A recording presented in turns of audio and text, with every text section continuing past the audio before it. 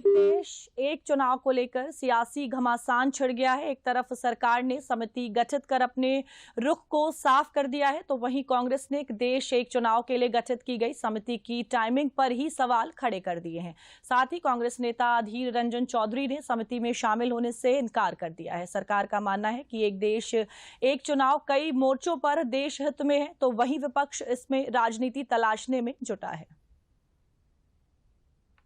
केंद्र सरकार द्वारा वन नेशन वन इलेक्शन की पहल के बाद इस मुद्दे पर राजनीति भी शुरू हो गई है।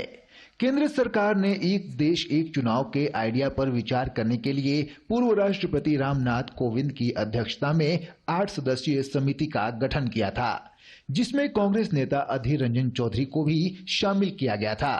लेकिन अधीर ने इस समिति का हिस्सा बनने से इनकार कर दिया है। अधीर रंजन का कहना है कि राज्यसभा में नेता प्रतिपक्ष मल्लिकार्जुन खड़गे को इस समिति का हिस्सा नहीं बनाना समझ से परे है। उन्होंने इस मुद्दे को लेकर गृह मंत्री अमित शाह को भी पत्र लिखा है।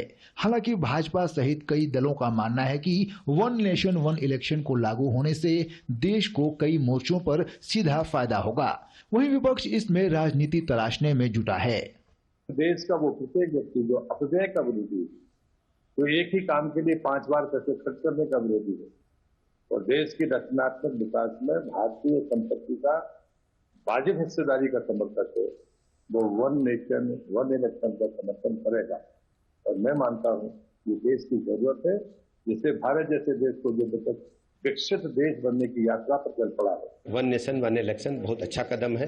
माननीय प्रधानमंत्री जी के इस कदम से देश को जो आर्थिक बोझ पड़ता है उससे बचा जा सकेगा, और विभिन्न राज्यों में जो आचार संहिता लगती है समय समय पर, उससे भी डेवलपमेंट के काम रुकते हैं, अब नहीं रुकेंगे यदि देश में एक देश एक चुनाव शीघ्र लागू हो जाए। Basically this committee on simultaneous election itself is a जुमला from their side. It's a clear systematical attempt to sabotage parliamentary democracy. साल 1951 से 1967 के बीच लोकसभा और सभी राज्य विधानसभाओं के चुनाव एक साथ हुए थे। वन नेशन वन इलेक्शन के बारे में करीब 40 वर्षों पहले 1983 में पहली बार चुनाव आयोग ने सुझाव दिया था। अब 2023 में सरकार इस कदम की संभावनाएं और व्यवहार्यता तलाशने की कोशिश कर रही है।